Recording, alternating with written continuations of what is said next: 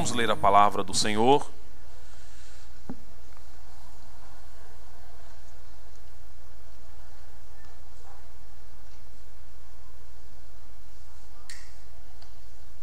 No Evangelho por Mateus, Evangelho de Jesus, escrito por Mateus, capítulo 6.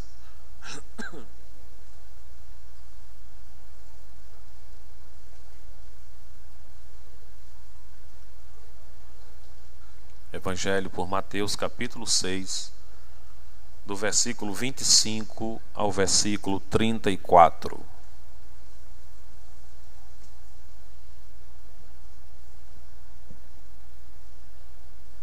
Assim diz a palavra de Deus. Por isso vos digo, não andeis ansiosos pela vossa vida, quanto ao que haveis de comer ou beber, nem pelo vosso corpo, quanto ao que haveis de vestir. Não é a vida mais do que o alimento, e o corpo mais do que as vestes? Observai as aves do céu, não semeiam, não colhem, nem ajuntam em celeiros. Contudo, vosso Pai Celeste as alimenta. Porventura, não valeis vós muito mais do que as aves? Qual de vós, por ansioso que esteja, pode acrescentar um côvado ao curso da sua vida? E por que andais ansiosos quanto ao vestuário? Considerai como crescem os lírios do campo. Eles não trabalham, nem fiam. Eu, contudo, vos afirmo que nem Salomão, em toda a sua glória, se vestiu como a qualquer um deles. Ora, se Deus veste assim a erva do campo, que hoje existe e amanhã é lançada no forno, quanto mais a vós outros, homens de pequena fé? Portanto, não vos inquieteis dizendo: que comeremos? Que beberemos? Ou com que nos vestiremos? Porque os gentios é que procuram todas estas coisas. Pois vosso Pai Celeste sabe que necessitais de todas elas. Buscai, pois, em primeiro lugar o seu reino e a sua justiça, e todas estas coisas vos serão acrescentadas. Portanto, não vos inquieteis com o dia de amanhã, pois o amanhã trará os seus cuidados. Basta ao dia o seu próprio mal.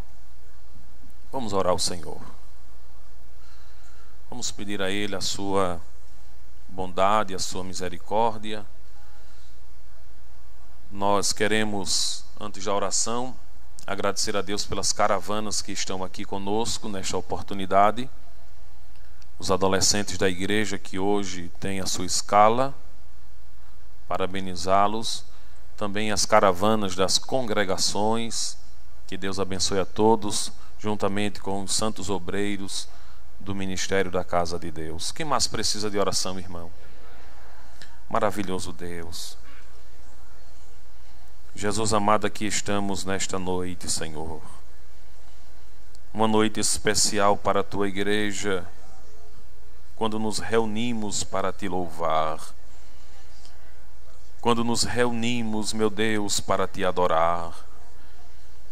Tu és o bem maior da nossa alma, Jesus. Tu és o nosso amigo, Tu és o nosso pastor, Tu és o nosso Senhor, Tu és o nosso Deus. Em Ti não há sombra, em Ti não há variação, em Ti não há mudança. Tu és ontem, hoje, de eternidade Tu és Deus. E nós Te recomendamos aqui, Senhor, as nossas ansiedades. Os nossos cuidados lançamos aos Teus pés.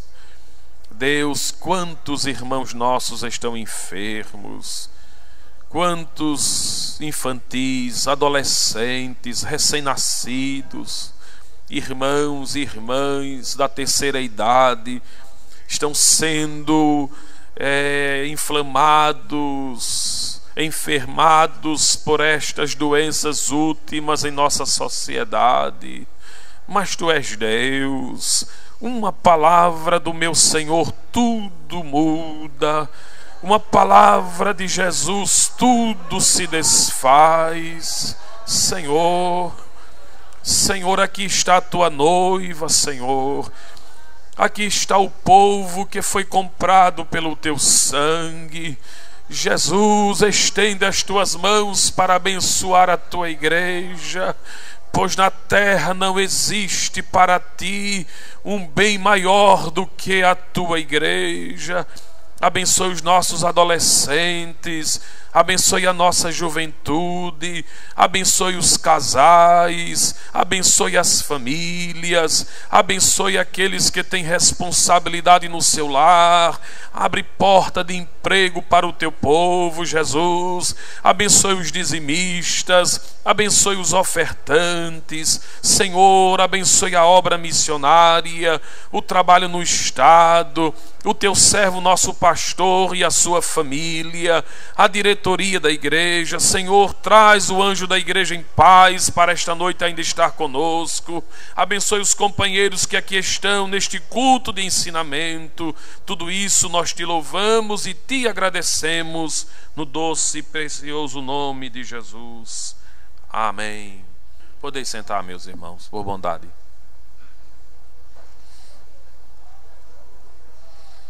Quando o nosso pastor nos ligou agora à tarde, falando da possibilidade de cooperar com ele nesse trabalho, eu fui ler a Bíblia e esse texto me saltou aos olhos. Algumas pessoas às vezes não compreende qual a proposta de Jesus para os seus discípulos e fazem interpretações, enlações que não são coerentes com o texto. Eu sou de acordo que há textos na Bíblia que são de difíceis interpretações, por vários motivos. Entre eles, às vezes quem se propõe a trabalhar com o tal texto pode estar desprovido de alguns elementos científicos, como uma chave bíblica, uma concordância bíblica, uma Bíblia mais clara, mais compreensível. Mas eu também estou de acordo que há textos na Bíblia que são tão claros, mas tão claros, que apenas uma leitura simples deles já entendemos a mensagem que ele se propõe a passar. Entre esses textos está o que lemos hoje. Se não houvesse nenhuma exposição ou nenhum comentário desse texto, certamente todos nós, de todas as faixas etárias aqui, sairíamos compreendendo qual o objetivo que esse texto se propõe a falar para todos nós. O texto não é um mandamento. Eu tive o cuidado de analisar direitinho para poder passar para os irmãos, atendendo de modo especial essa população jovem que temos hoje aqui, os nossos queridos adolescentes. O texto não é um mandamento, o texto é um convite. Se você olhar direitinho para o texto, nesses 10 versículos, do versículo 25 ao versículo 34, perceberá que Jesus está fazendo um convite. Qual é o convite que o texto faz? Confiar e descansar em Deus. Esse é o convite do texto. É alguém que se permite a conhecer o propósito do coração de Deus, e Jesus procura mostrar para os seus discípulos a importância, o valor de confiar e descansar em Deus. É possível você dizer comigo? Descansar e confiar em Deus. Eu fui analisar o comentário bíblico de Barclay, no seu comentário do Novo Testamento. Ele vai chamar esse texto de uma ansiedade proibida. E eu gostaria de falar hoje sobre esses dois pontos que o texto trata: ansiedade pela vida e ansiedade pelo futuro.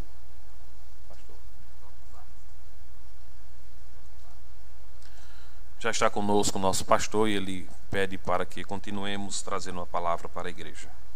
Quem está feliz, irmãos? Amém. E Barclay vai dizer que é uma ansiedade proibida, que não cabe na estrutura cristã, ou pelo menos não deve ser parte da estrutura cristã. O cuidado que o texto fala é um cuidado que está, de algum modo, além da capacidade humana de suportá-la. E na Bíblia Sagrada nós temos vários textos, vários exemplos, que a ansiedade, com essa preocupação, é contrariada por Jesus em sua palavra. Veja o que o versículo 25 vai nos dizer. Olhe para a sua Bíblia. Por isso vos digo, não andeis ansiosos pela vossa, quanto ao que haveis de, ou nem pelo vosso corpo, quanto ao que haveis de vestir. Não é a vida mais do que o alimento, e o corpo mais do que as vestes? Qual é a compreensão desse texto? É que Deus fez aquilo que é muito mais, doou aquilo que é muito mais em relação à ansiedade das pessoas. Enquanto as pessoas estão com ansiedade pelo que vai comer, Deus fez algo muito mais do que isso. Deus fez muito mais do que o alimento. Deus deu a vida. E a instrução de Jesus nesse texto é que nós devemos glorificar o Pai pelo que Ele já fez. Às vezes nós somos tentados a glorificar a Deus ou fazer uma promessa a Deus de glorificá-lo quando Ele fizer. Mas o texto vai nos ensinar que nós devemos glorificar a Deus pelo que Ele já, e o que Ele fez, conforme o texto? A vida. Ele já deu para o discípulo, para o apóstolo, para a igreja, para todos nós, a vida. Então, em vez de você, olhando para os discípulos, em vez dos discípulos ficarem preocupados com o alimento, glorifique ao Pai, porque a vida o Pai já deu. E se o Pai já deu a vida, já doou a vida, que é muito mais do que o alimento, Ele, Deus, Jeová, fará tudo o que for necessário para que essa vida seja mantida. Deus não dá a vida e deixa a vida à mercê da vida. Outro dia nós ouvimos aqui, há aproximadamente 15 dias, o nosso pastor nos ensinar sobre o cuidado de Deus para com a criação. E o pastor falou sobre a teoria do relojoeiro, que é uma teoria que se contrapõe à teoria da criação. O que é a teoria da criação, ou a teologia da criação ensina? É que Deus é o Criador e Senhor de todas as coisas. Mas a teoria do relojoeiro diz que Deus apenas criou, não diz Deus, diz que uma mente inteligente criou e deixou essa criação à mercê das leis, dos momentos e das situações do mundo. Mas não é isso que a Bíblia ensina. A Bíblia ensina que Deus criou, que Deus formou, que Deus estabeleceu, e que Deus cuida, e que Deus zela, e que Deus acompanha, e que Deus vigia, e que Deus abençoa, e que Deus está ao nosso lado, ao lado da sua criação. Não é um Deus que fez e disse: agora viva como você pode viver. Ele não deu a vida e disse: agora desenvolva a vida só com a sua inteligência, só com a sua capacidade. Não, Senhor, porque ninguém é capaz de viver a vida que Deus deu só com a inteligência que tem. Embora a inteligência que tem, que possui, foi Deus quem deu. Mas ninguém é capaz de ser só um ser vivente com a inteligência que tem, com a sabedoria que tem, com o poder mental que tem, porque Deus, Jeová Deus, é quem estende as mãos para amparar. A inteligência não cura, a inteligência não abre portas, a inteligência não pode prover coisas além daquilo que você pode imaginar. Mas a Bíblia diz que Deus, Jeová, que fez e que deu a vida, Ele chama a existência o que não existe, Ele abre porta que a sua inteligência, que a sua capacidade não pode.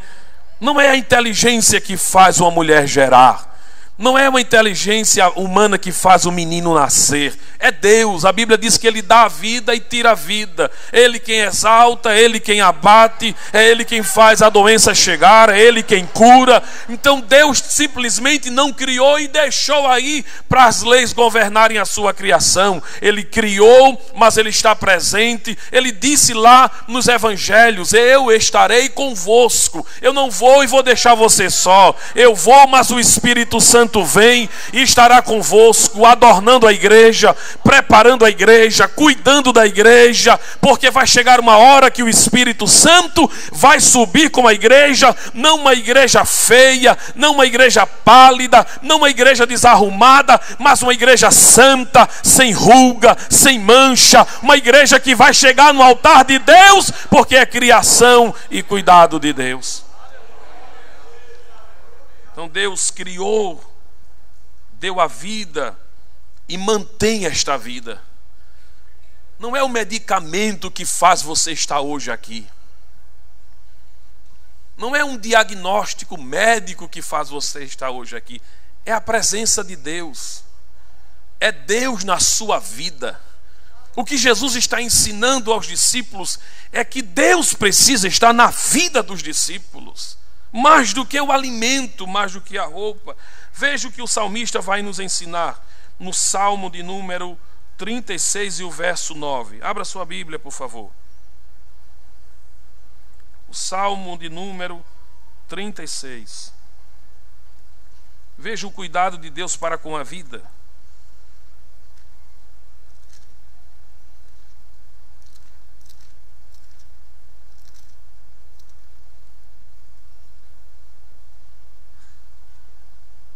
E o verso 9 diz assim o salmista: pois em ti está o manancial da vida, na tua luz vemos a luz. Ou seja, só é possível ver a luz através da luz de? Que luz é essa? É a luz da vida. É a luz do entendimento, é a luz da capacidade de discernir as coisas. Deus simplesmente não é o doador da vida. Deus não foi buscar a vida com alguém e trouxe para você e trouxe para mim. Deus é a nossa própria vida, é o manancial de vida. Dele emana a vida. Onde está a vida? Está em Deus. Onde está a força da vida? Está em Deus. Onde está a provisão da vida, adolescente e jovem? Está em Deus. Quando é que eu devo, com razão bíblica, me preocupar com a vida? Quando eu me preocupo com a minha comunhão com Deus. Como resolver esses dois problemas que o texto nos apresenta? O problema da ansiedade pela vida e o problema da ansiedade pelo futuro da vida. Quando é que eu entendo que a minha vida é uma vida plena? Quando é que a minha vida tem sentido? Será que a minha vida tem sentido quando eu tenho um sapato novo para calçar? Apenas isso? Será que a minha vida realmente tem sentido quando eu chego lá no vestibular e alguém me diz aprovado? Será que é apenas isso? Será que a minha vida só tem sentido quando eu chego no ponto mais alto da educação, da formação, e aí eu me basto, e aí eu digo agora consegui, lutei, suei, cheguei, amei, e ponto final? Será que é isso? Será que uma aplicação financeira me basta e isso é o resultado final da vida? Será que é isso?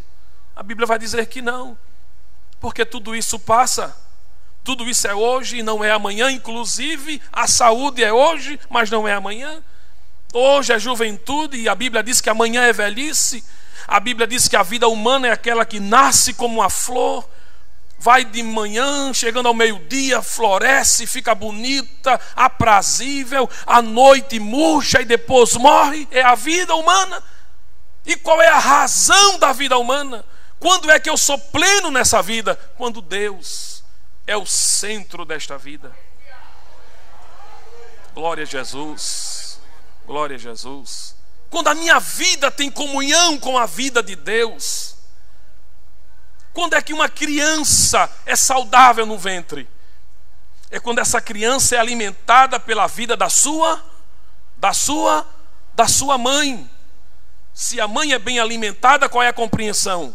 A criança é bem alimentada. Quando é que eu, quando é que você, quando é que nós somos de fato seres viventes, plenos, felizes, completos? Quando é que isso é possível? Quando a vida de Deus, quando a presença de Deus, não são as coisas de Deus. Porque há uma geração hoje que se preocupa muito com as coisas de Deus, com as bênçãos de Deus, com os talentos de Deus, com os dons de Deus. E eu compreendo que nem todos serão pastores, nem todos serão pregadores, nem todos serão missionários, nem todos serão ricos, nem todos serão homens e mulheres de eminências, nem todos vão alcançar patamares mais elevados. Eu compreendo tudo isso porque a Bíblia diz. Mas tem uma coisa que a gente não pode abrir mão, é da presença de Deus. Se Deus não vai me fazer rico, pouco importa, eu quero Deus. Se Deus não vai me fazer um obreiro, um pastor, pouco importa, eu quero Deus. Se Deus não vai me fazer um médico, um engenheiro, embora isso esteja no meu coração e não há nenhum pecado nisso, mas se eu não alcançar isso, eu quero a presença de Deus, porque a minha vida não se basta com estas coisas, a minha vida é plena quando a vida de Deus vive dentro da minha vida. Glória ao nome de Jesus. A vida de Deus, a presença de Deus. Eu me lembro, nós nos lembramos de Êxodo capítulo 33, quando o Senhor disse a Moisés: esse povo é contumaz, esse povo é rebelde, esse povo oferece sacrifício a ídolos. Eu com mão forte e poderosa os tiro do Egito e esse povo sacrifica diante dos meus olhos. Enquanto Moisés está com o Senhor no monte, o povo está pecando. Moisés, a minha presença, eu não irei com esse povo. Eu não irei com esse povo. Eu não vou com esse povo. Você vai, o anjo vai, vocês vão possuir a terra que mana leite e mel. Eu vou limpar da terra todos os inimigos, mas a minha presença não irá. Diz a Bíblia que quando Moisés trouxe essa informação à comunidade, o texto sagrado nos diz que as mulheres tiraram de sobre si os seus enfeites, os seus colares, as suas roupas de festa, porque a compreensão é: se Deus não vai, não tem festa. Se Deus não está, não tem alegria. Qual a alegria de ter tantos colares, de ter roupas de festa, de ter tamborim, de ter danças, se a presença de Deus não está? Se nós dançamos exatamente em função da presença dele, Se nós comemoramos a vitória exatamente porque Ele está conosco, Ele não estando conosco, não tem dança, porque se não tem vitória, não tem dança, não tem alegria. Moisés, olha, esse negócio de Deus não ir com a gente não dá certo. Somos pecadores, erramos, mas nós não abrimos mão da presença de Deus. Moisés vai para a tenda da congregação da revelação, Josué fica lá na porta, olhando, e Moisés: Senhor, Senhor, Senhor, se eu acho graça diante de Ti, Senhor, Senhor. Exaustivamente, Moisés ora e diz: Senhor, vem conosco. E eu quero pensar hoje, será que esta é a nossa oração? Será que nós podemos olhar para nós mesmos e dizer: nada do que há em mim importa se Deus não estiver na minha vida? Do que vale o ouro se Deus não estiver? Do que vale as festas? Qual a razão da nossa alegria, do nosso sorriso, se Deus não está presente? Que a nossa oração seja a oração de Moisés: Deus, Deus, ó Deus, vem com o teu povo, Deus. E a Bíblia diz que o Senhor disse: Moisés, basta, a minha presença irá contigo para te fazer descansar. Os irmãos estão entendendo? Pergunta a seu irmãozinho aí: está entendendo esse negócio aí, irmão? O que vale para a vida é a vida de Deus. Meu irmão adolescente, você ainda vai viver muito, e vai viver muito, e vai viver bem. Mas o que vale para a sua vida é a presença de Deus. Não é o cabelo bonito, e é interessante que tenha, se puder ter. Não é o corpo bonito, e se tem, dê graças a Deus. Mas o que vale para a sua vida é a presença de Deus. Porque hoje você é jovem, formidável, vigoroso, e Deus está com você. Mas quando eu olho para os meus irmãos da terceira idade na igreja, como diz o pastor Roberto, os meus velhinhos, e o sorriso no rosto dos irmãos de 80, de 70 anos de vida, a gente tem uma comprovação: o Deus que foi com esse povo lá na juventude continua com esse povo na velhice. Porque às vezes o marido deixa, abandona a casa, às vezes a mulher vai embora, às vezes os filhos, por motivo de trabalho, de alguma coisa, de viagem também, vão embora. Mas a presença de Deus é constante. Eu sinto graça de Deus para dizer isso a você hoje aqui. Tudo muda, mas a presença de Deus é presente em nossa vida. Então a presença de Deus, a vida de Deus vale mais do que as vestes, vale mais do que o alimento. Veja o que diz o Salmo 63.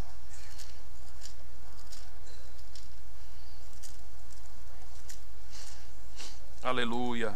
63:3 de Salmos.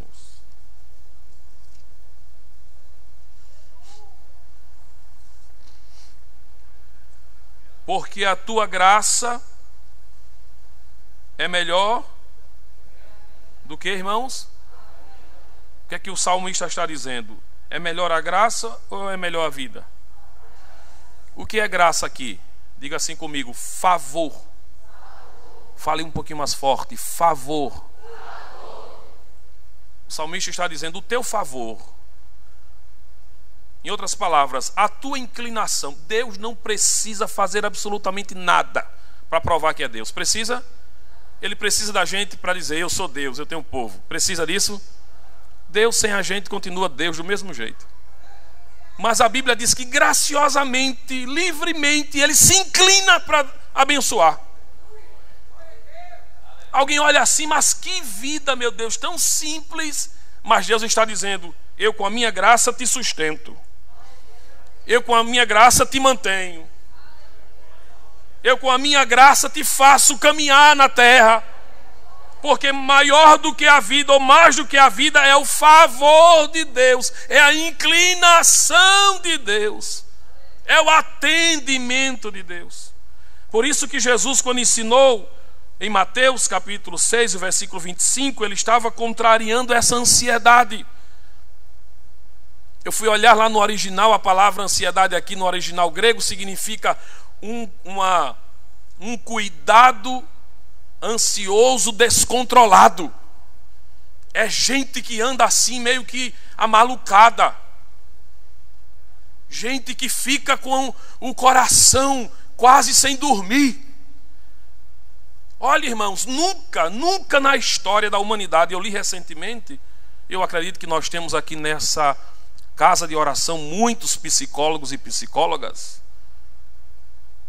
Nunca na história da humanidade se houve um percentual de frequência aos consultórios de psicólogos como em nossos dias. Nunca.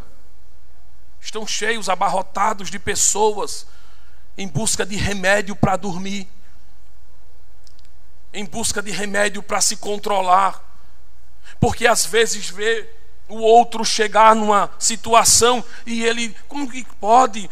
Fulano chegou e fulano alcançou, e aquela ansiedade, e não dorme, e não come, e não vive, e não se relaciona com a família, e é amargo, e é travado. E Deus está dizendo: joga fora isso, joga fora isso, lança isso, e já eu vou mostrar onde é que a gente vai jogar isso. Eu quero você livre, eu quero você solto, eu quero você adorador. Eu fiz você para me adorar, eu fiz você para me glorificar. Te livra disso, te livra desse peso. É preciso a gente ter maturidade para compreender que tem algumas coisas que nós não podemos prover para nós mesmos.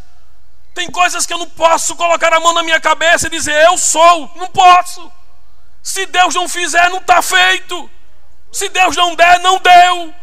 Se Ele não realizou, não realizou. E se realizar na vida do outro, farei festa com o outro, me alegrarei com o outro, cantarei com o outro, salmodiarei com o outro. Bendito seja o nome do Senhor. Aleluia. Preciso entender que tem coisas que só Deus pode fazer. E eu preciso ter uma maturidade, e me permita dizer isso aqui hoje, não fique chateado. Tem coisas que eu desejo, e oro, e choro, e esmurro, e vou para lá. E Deus diz assim: eu não quero dar isso a você, pronto. E pode ter profecia, e pode ter visão, e pode ter revelamento, e pode ter choro, e pode ter alguém para interceder. Mas Jeová bateu o pé e diz: não dou, não quero, é meu, não dou. E seja crente, seja fiel e seja feliz com aquilo que você tem. Porque você já tem muito mais do que aquilo que você está pedindo. Você tem a vida. Qual é a sua ansiedade? Pastor, morro de vontade de comprar um carro novo. O que vale mais, vida ou carro novo? Não ouvi, vida ou carro novo? A vida você já tem. Pastor, não consigo dormir, louco estou, porque quero uma casa de 3 andares, de 4 andares, com piscina, com isso, aquilo, outro. O que vale mais, essa mansão ou a vida? A vida você já tem. Então, antes de glorificar ou pensar em glorificar pela mansão, pelo dinheiro, por outra coisa, levante a sua mão hoje aqui conforme o texto e glorifique pela vida que você já tem. Diga aí para seu irmãozinho: o mais Deus já fez. Diga para ele: a vida. Você é vivo? Pergunte a ele. Diga assim: está vivo? Claro. Está vivo. Então lança fora a ansiedade. Lança fora. Porque do outro lado da moeda é verdade também. A primeira parte da moeda é que se Deus não quiser, não faz. Também o que Ele quer fazer, ninguém atrapalha. É desse jeito ou não é? Quando Ele não quer dar, Ele não dá. Mas quando Ele quer abençoar, ninguém atrapalha. E você não precisa ficar dizendo, cadê Deus? Você não precisa cobrar nada a Deus. A Bíblia não manda você cobrar a Deus. A Bíblia pede para que você espere nele, confie nele, deposite toda a sua confiança nele. Como eu sinto a presença de Jesus aqui esta noite, irmãos. O que fazer enquanto adolescente, enquanto jovem, com essa ansiedade pela vida? Vamos ver o que é que a Bíblia ensina. Primeira carta de Pedro.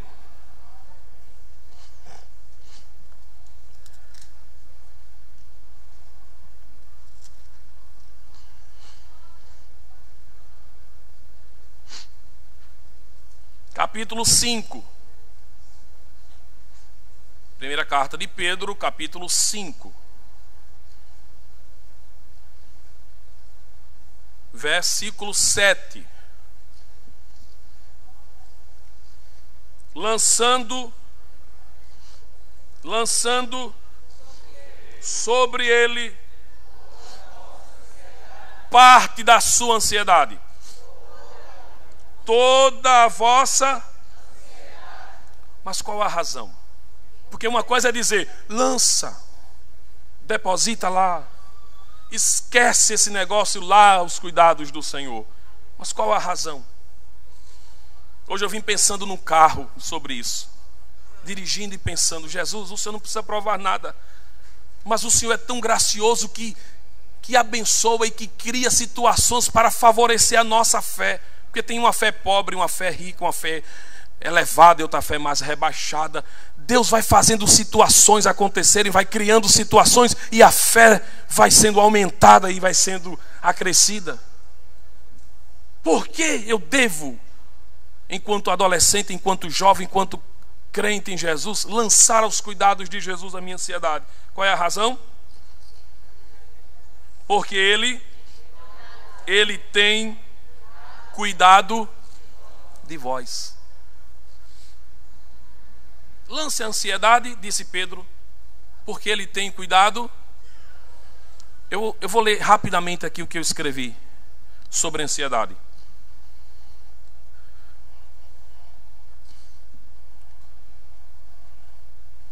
Os estudos mostram que os portadores do transtorno de ansiedade generalizada demoram 15 anos para pedir ajuda. Em geral, porque acreditam que é normal ser hipervigilante. Tem gente que passa, conforme os estudos, 15 anos para pedir ajuda sobre a ansiedade, que lhe mata, que lhe desfaz, porque ele acha que é normal ser hipervigilante, quase sem dormir, vigia tudo. Não, eu tenho que olhar tudo, eu tenho que vigiar tudo. O salmista vai dizer, se Deus não guardar a cidade,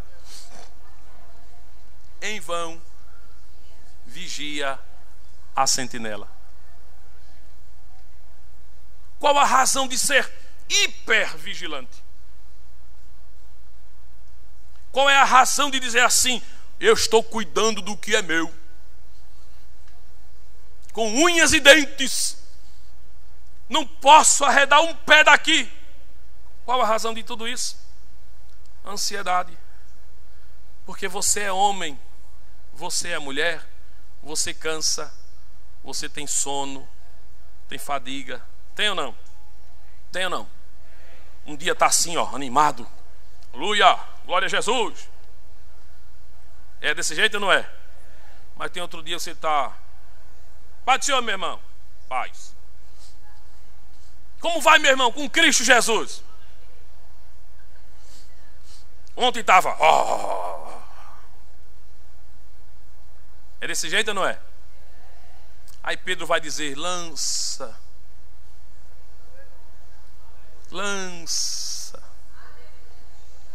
Pega essa ansiedade e joga para quem pode tratar com ela. Deixa eu terminar aqui essa matéria. Qual o resultado de tudo isso, dessa hipervigilância da ansiedade generalizada? Primeiro, o resultado disso é no corpo humano. Palpitações, falta de ar. Tem gente que fica tão ansiosa que falta o ar. Oh meu Deus, não chegou ainda? Oh Jesus. Faz medo até Jeová abençoar e chegou, morreu. É desse jeito ou não é?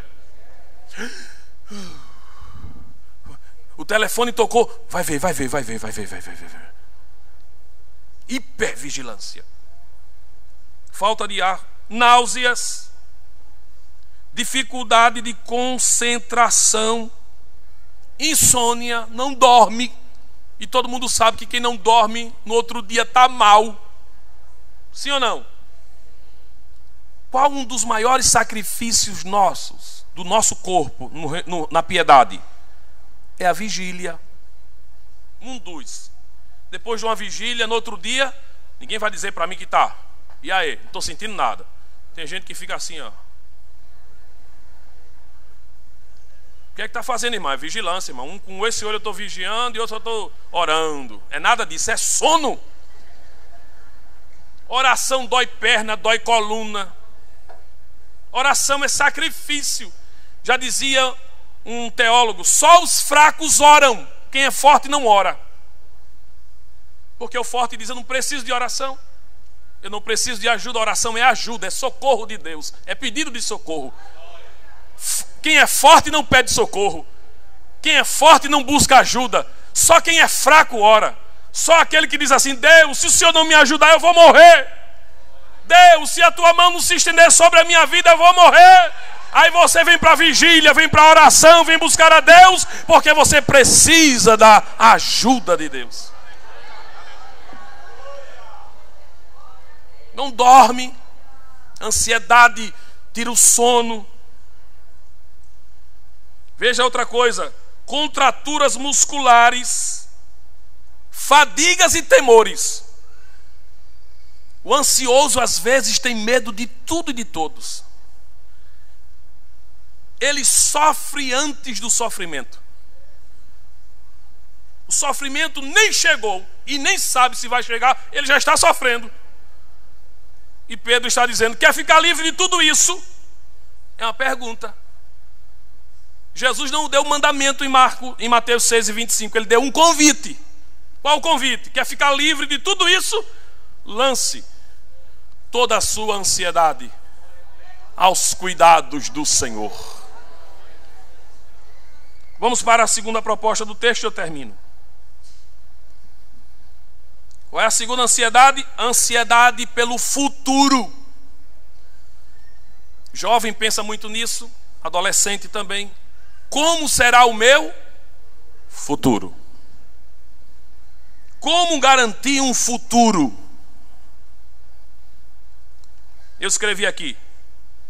O versículo 26 é uma ansiedade com o futuro. Jesus não condena a previdência, mas reprova um tipo de cuidado que é além da capacidade humana de prover. Jesus não condena o trabalho. O texto que lemos, Jesus não está contrariando o cuidado natural da vida, porque tem que estudar e estudar muito. Tem que trabalhar, precisa casar, precisa viver. Não é essa contrariedade que Jesus está mostrando no texto. O que Jesus está mostrando é que prazer domina o seu coração.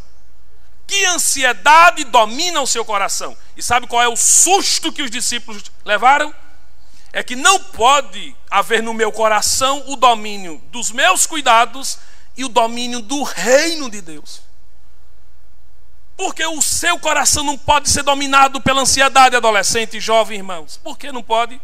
Porque esse coração já é dominado. Por quem? Pelo reino. O que foi que Jesus disse? 6:33. Buscai primeiro Primeiro aqui não é primeiro de um, de dois. Primeiro aqui é de primazia. De primazia ao reino de Deus. E estas coisas. Quais são estas coisas?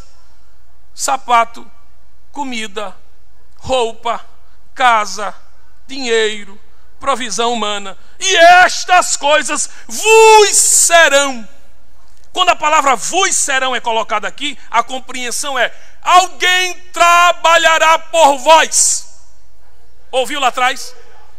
Quando o texto diz e vos serão acrescentadas, está no texto, alguém trabalhará por vós. Alguém vai entrar na guerra com você. Ou seja, quando você dá primazia ao reino de Deus, na educação, alguém entra com você. Quem é esse alguém? Quem é esse alguém que entra com você na guerra? É Deus.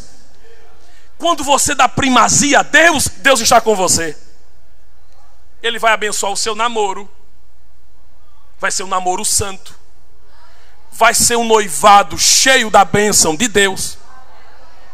Porque quando você investe no reino de Deus, Deus investe em você. Será um casamento produtivo, feliz, vigoroso, cheio de paz. Os meninos que nascerão, vejam onde o texto vai, aleluia. Os meninos que nascerão dessa redoma de investimento do reino serão benditos, serão abençoados. Vão desfilar na terra e na passarela dessa existência, debaixo da nuvem da mão de Deus. Porque você, enquanto jovem, investiu no reino. Quando moça, você investiu no reino de Deus. Você vinha para o Dejadalp com prazer. É culto da Umadalp, já vem de casa sorrindo. Glória a Jesus, hoje é Umadalp. Hoje é culto para adorar a Deus. A escola dominical é a minha maior paixão. Compra a lição com prazer, chega cedo, aprende. E Jeová dizendo assim: está investindo, vou investir lá. Quem está entendendo esse negócio, irmãos? Aleluia.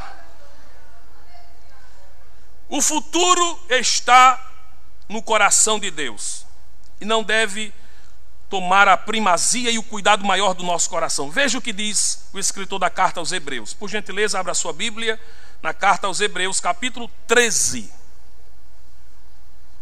versículo de número 5.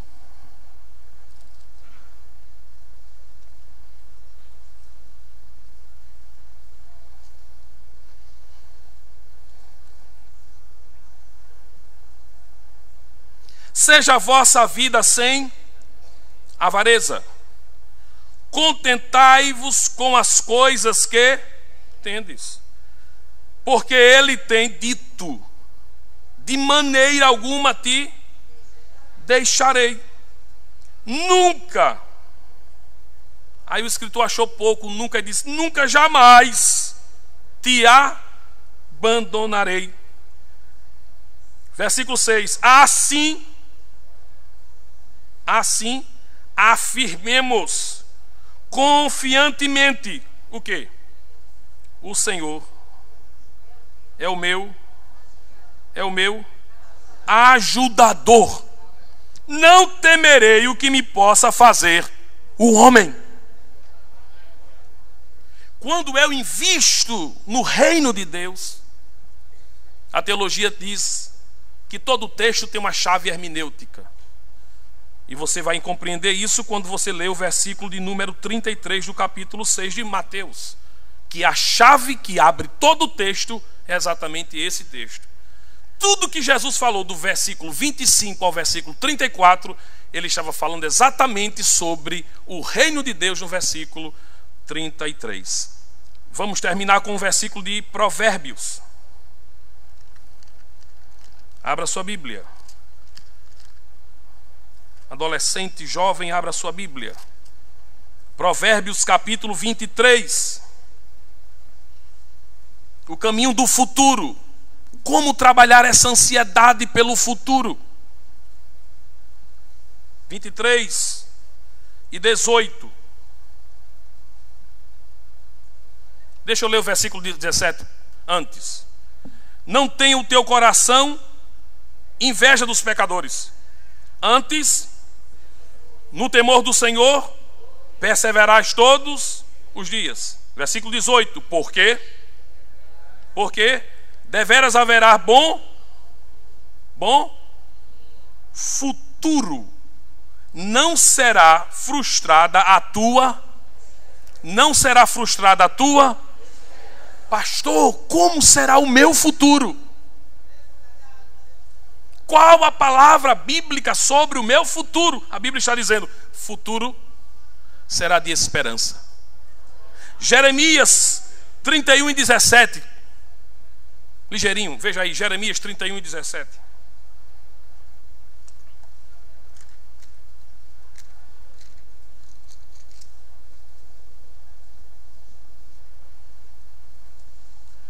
Vamos ler o 16. Assim diz o Senhor: reprime a tua voz de choro e as lágrimas de teus olhos, porque há recompensa para as tuas obras. Quem diz? Diz o Senhor: pois os teus filhos voltarão da terra do inimigo, ou seja, o cativeiro terminará. Versículo 17. Há esperança para o teu futuro, diz o Senhor, porque teus filhos voltarão para os teus territórios. Como lidar com a ansiedade da vida? Comunhão com Deus. Como lidar com a ansiedade pelo futuro? Com esperança. Eu estou investindo no reino de Deus e o que eu recebo de Deus é a esperança do meu futuro. O meu futuro será um futuro de paz. O meu futuro será um futuro de prosperidade, porque o temor do Senhor está em meu coração. Que Deus abençoe a todos em nome de Jesus.